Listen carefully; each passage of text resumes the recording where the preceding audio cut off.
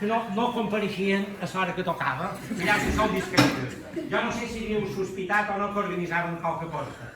Jo en nom de la comunitat educativa, en nom de la directiva, en nom de tots nosaltres, dels vostres companys, només volen dir dues coses. Admiram com sou i admiram el que heu fet, com a persones i com a estudiants, com a ciutadanes d'aquest país. Només vull dir, recordar el que ells ja saben i el que vosaltres també sabeu.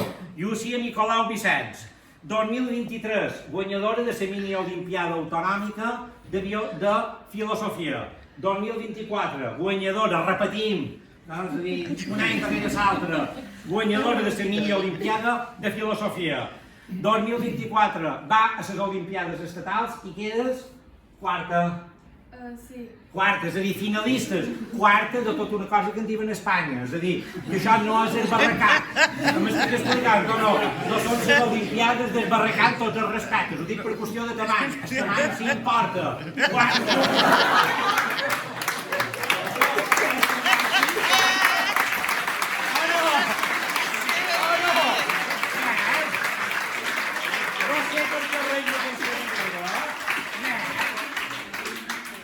La mini-olimpiada de filosofia també d'Illes Balears, tampoc torna a ser, per tant, el tamany sí importa.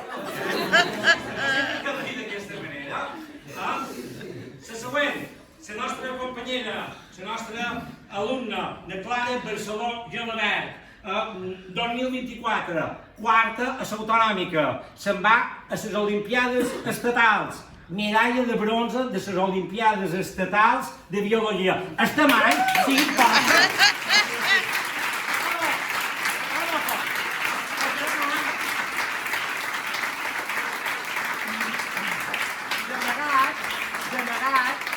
En la col·laboració de les famílies, predines, ties, etc., mares i pares, han duit els dos guardons, que és el testimoni, la penyora, que són dues excel·lents alumnes i dues excel·lents persones. Jo no som ningú per entregar res, però vos ho entregaré una altra vegada.